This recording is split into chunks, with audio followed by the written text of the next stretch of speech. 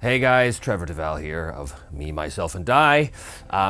Well, here we are, the end of Season 2. The last shots are in the can, and it is time now to break down the set. Some of you wanted to see how I shot the show. You wanted to see some behind-the-scenes stuff, so I thought, finally, I will show you how I made the magic happen. I think it'll take away some of the mystery, which is too bad. You know, a magician never likes to tell people his tricks, but I will show you how I shot it, just little pieces of the set and how everything was set up. Because I'm breaking this down because I'm relocating my studio and I have no idea what the new studio is going to look like. This set right here, which is, of course, as I said, Season 2, will never be seen again. So it's a bit of a sad day, actually. It's always a sad day when you're saying goodbye to something as beloved as Season 2 has been for me. With the Ironsworn. But onwards and upwards, and in order to prepare for Season 3, I have to move my stuff. So let's have a look at how I shot Me, Myself, and Die. So as I'm sure most of you knew, I had 7 cameras in this setup. Most of these are Canon Rebel EOS T6, I think, T6S. They're an older camera, but they work just fine.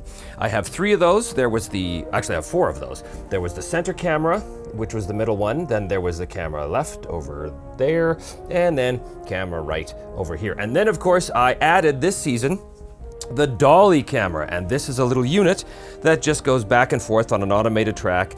I don't have power to it right now, so I can't show you, and there's no lenses on these cameras because I've already taken them off. But yeah, this Dolly track was just put in front of the table like this, so it would just go back and forth and back and forth and back and forth, which was very, very useful. And then, of course, here is the first of 3 GoPros. These are old Hero 3s. Nothing fancy about these cameras at all. Incidentally, I was always shooting in...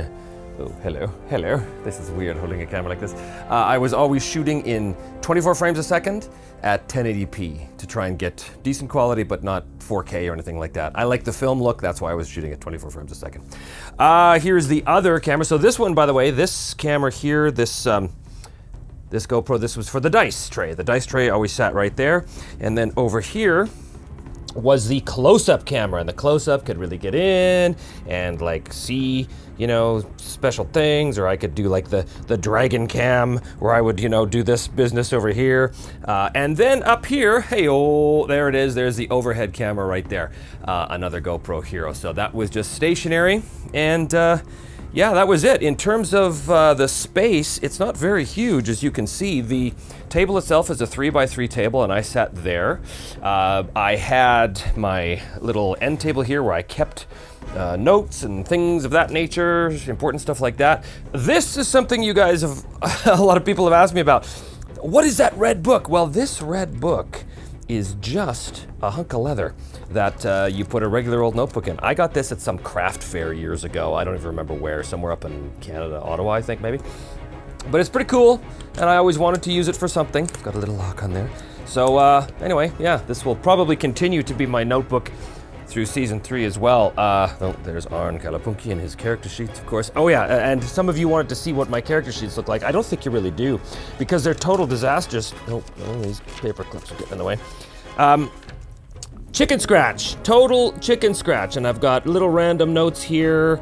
But yeah, total like barely legible chicken scratch, but it did the job.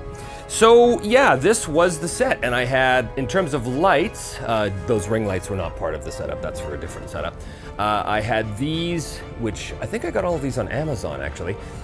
This lighting package comes with 1 light here, and then a key light here, and then another fill, and of course I had an overhead light that was providing some light on the table as well. And then back here, you can't see it because it's not on right now, but you can kind of see that gel light.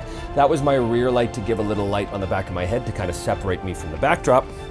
And these IKEA lights were always on too, to give little highlights to the miniatures and stuff.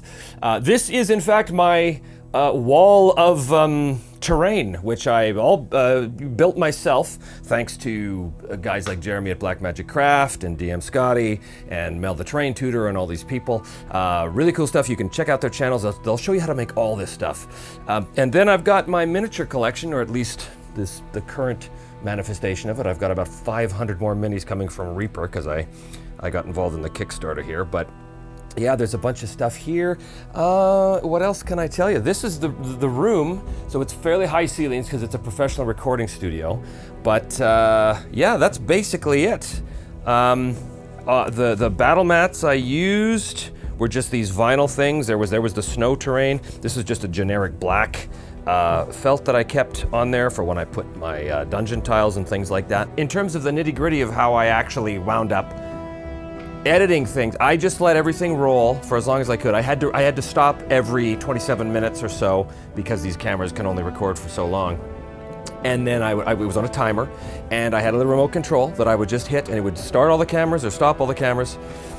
And then when it was all done, I would import it all into my Final Draft program, and I would make what they call a multicam track, which basically gives you access to all of the different angles you have. In my case, there were 7, and the audio. So everything automatically gets synced up, and then I literally just cut back and forth between the angles, and I can edit things out and do all that stuff. So yeah, that's basically that. So there's the magic spoiled for you. That's how it all worked. Thanks so much for watching the show. It was a big deal to have you guys along for the ride, and I hope maybe this video inspires you to do something similar for yourself. Who knows? Just don't try and steal my idea. Thanks for watching, guys, and I guess we'll see you next time for season 3 of Me, Myself, and I.